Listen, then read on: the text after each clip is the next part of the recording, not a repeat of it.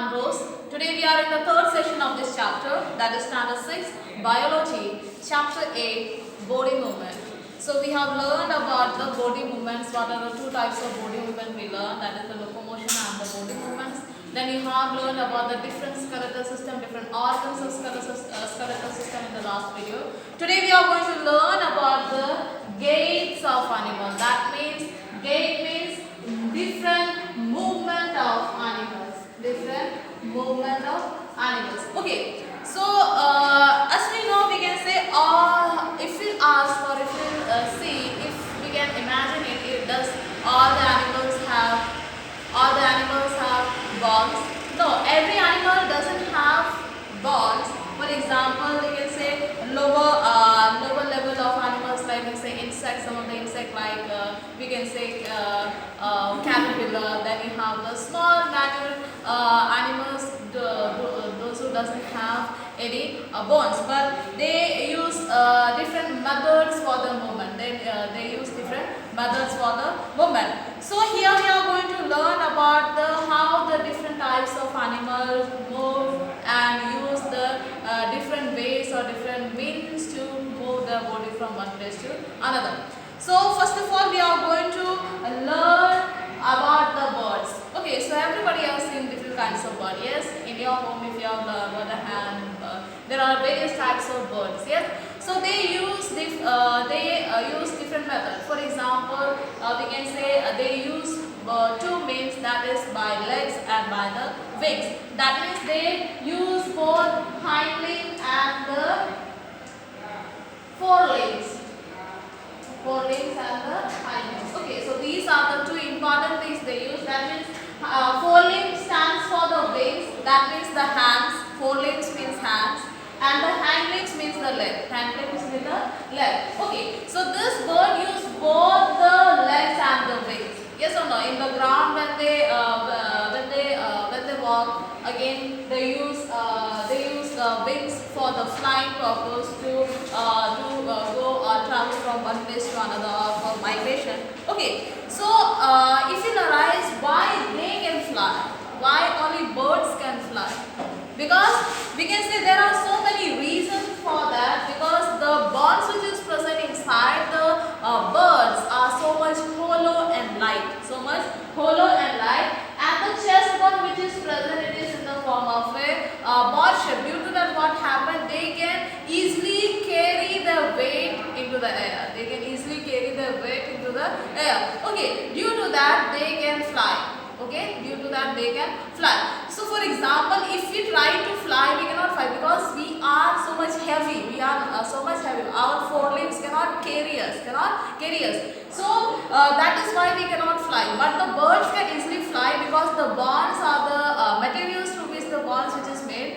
We can say it is so much light and it can easily be they can easily lift the body from the earth's surface. Okay, so that is why these birds can use both legs and wings for the movement. Okay, next we are going to learn about the fish. Okay, so fish we can see, we have seen in the water. Mainly they live in the water and they are aquatic animals.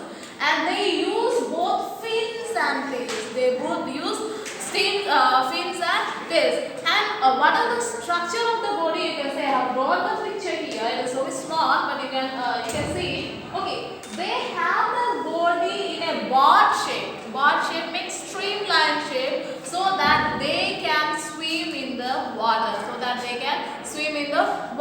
And they have fins. Yes, you can see they have fins. Large fishes have so much big fins, so they can swim in the water. And the tail which is present, they can change their direction, whichever direction they want to go.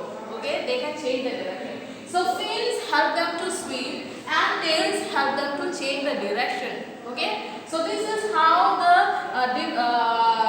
means of fish for the movement. Okay, next we are going to talk about the snake. So snake, have you seen? You have seen so many snakes. Garden snake maybe you can see in your area. Okay, so you can see the snake move in zigzag manner. Yes, the movement of that is zigzag manner. This is also called the loop. By making a loop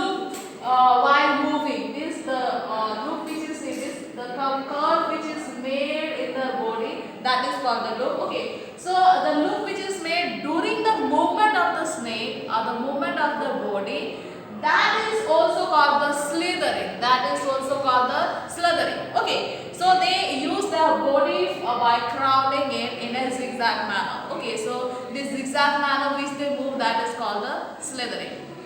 Next we are going to talk about is the cockroach. Next we are going to talk about is the cockroach. And this cockroach can both they use both wings and legs for the movement. Okay, in the walls you can see every now and then in the kitchen maybe you see, or in the where there is so much we can say so much garbage, you can see that type of place you can find the cockroach, and they are so much danger, they can cause the disease also. Okay, so we can say they have, we can say you can see the figure of the cockroach. It is not very good. It has tentacles. Okay, so you can see. So they have 6 legs and the wings. Okay, so sometimes they even fly.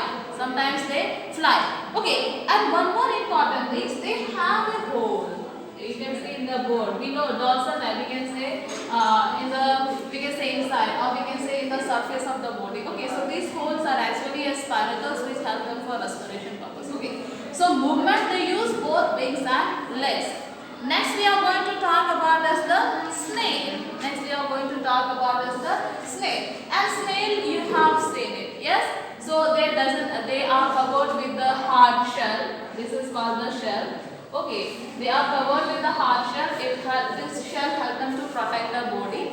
Okay. For the movement they use a muscles. They use a muscles. Okay. So that is belly muscles. Belly means stomach muscles. Okay. So this stomach muscle which they present in the snail is so much tough and it is so much hard. It is so much hard. So when they move, they crawl. They crawl on the floor. They crawl on the ground. They crawl in the plants, over the plants. Okay. So this is how they travel. Okay. So they use the muscular fold. It is also called the pseudopodia. We can say, or we can say it use a muscular. Through this portion they move through the stomach.